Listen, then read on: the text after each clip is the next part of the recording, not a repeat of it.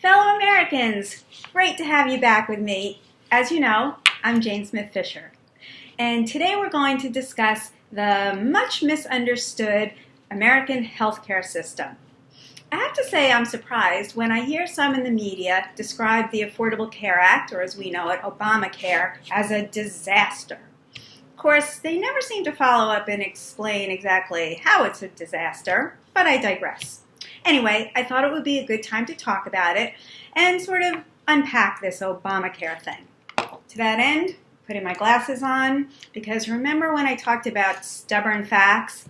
There are a lot of them related to the healthcare law. First, I think we need to spend a minute remembering why we needed healthcare reform in the first place. You may remember that before Obamacare, 47 million Americans were without health insurance coverage. During the years leading up to the passage of the Obamacare, individual insurance premiums, the ones that are not covered by employers, were rising on an average of 10% annually, and some were going up as much as 28% annually. So while we've been talking about rising premiums now, it turns out that they were skyrocketing before Obamacare, which is why we needed the reform. And I can tell you from personal experience, deductibles were increasing substantially as well. Another problem is that people with pre-existing conditions at that time, if they could get insurance at all, and a lot of them couldn't, they were paying an awful lot more because of that condition. Many insurers then had lifetime caps on insurance coverage. And coverage for dependent children ended mostly when your child turned 19. Okay, now let's fast forward to 2016 for some great news. The U.S. Department of Health and Human Services had estimated back in January of this year, 2016, that 20 million Americans had gained health insurance coverage because of Obamacare. Now, folks with pre-existing conditions are guaranteed that they can buy health insurance, and they don't have to pay extra for it. And since the passage of Obamacare, nearly 3 million previously uninsured young people have gained coverage as they can now stay on their parents' plan until they're 26. That's 7 years more. And I can tell you that that alone is saving families, mine one of them, an enormous amount of money. Okay, also because of Obamacare, there are annual caps on out-of-pocket spending. Plus, there are no more annual and lifetime caps on benefits that health insurance companies provide. That means that your health insurance company can no longer pick a number and say once you've spent more of their money than that number that they selected, they can no longer say we're not spending any more on your health care. And a lot of people went into bankruptcy because of health care expenses. Also, as a result of Obamacare, included in all health insurance coverage are preventive screenings, routine immunizations, and contraceptive coverage. If Obamacare is repealed, and many Republicans are calling for its repeal, all of these benefits will be lost. They do have some plans to replace some of this, but definitely not all of it.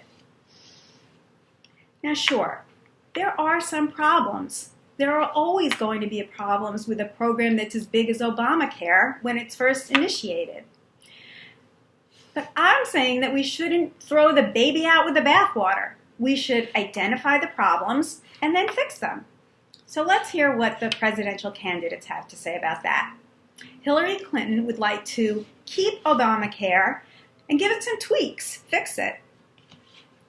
She has on her website, hillaryclinton.com, a comprehensive plan. I don't have time to go into all of it, so I'm just going to go over 3 of the main components. She's proposing that Americans that are 55 years old should be able to buy into Medicare.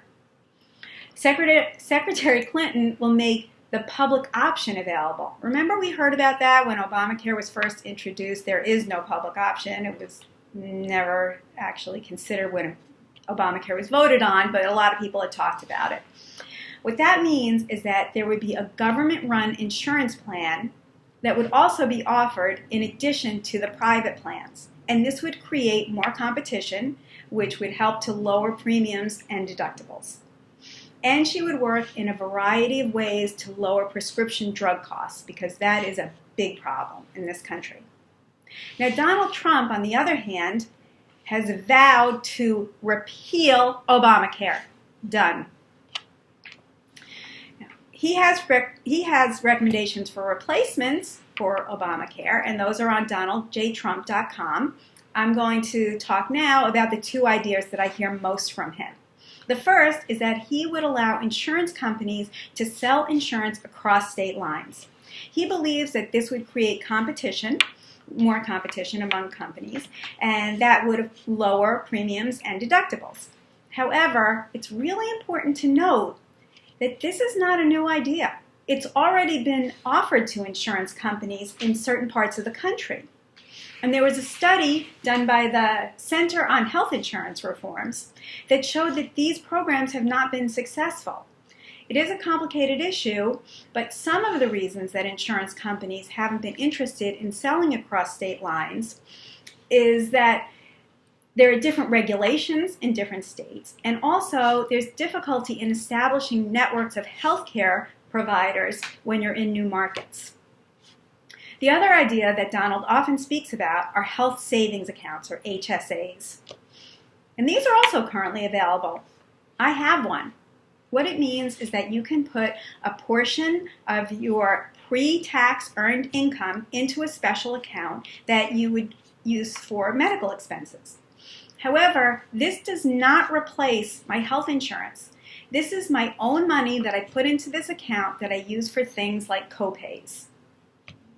Now, I haven't heard any other ideas from Mr. Trump in regard to all the benefits that I talked about and how he would replace that. So we'll hope that he comes up with some more ideas before Election Day.